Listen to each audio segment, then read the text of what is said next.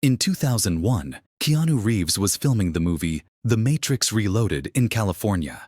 One day, while he was on set, a crew member approached him and told him about a young girl who was a huge fan of his work.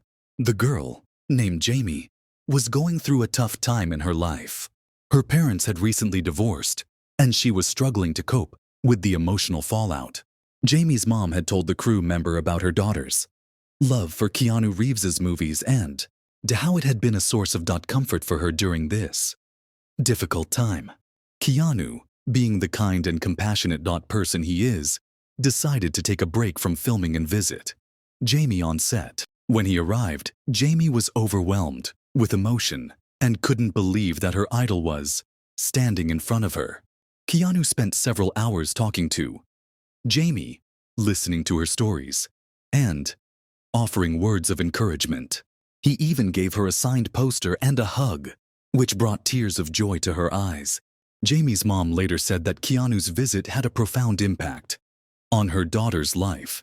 It helped her feel seen and heard during a time when she was struggling to cope with her emotions. From that day on, Jamie felt a renewed sense of hope and positivity, thanks to Keanu's kindness and compassion.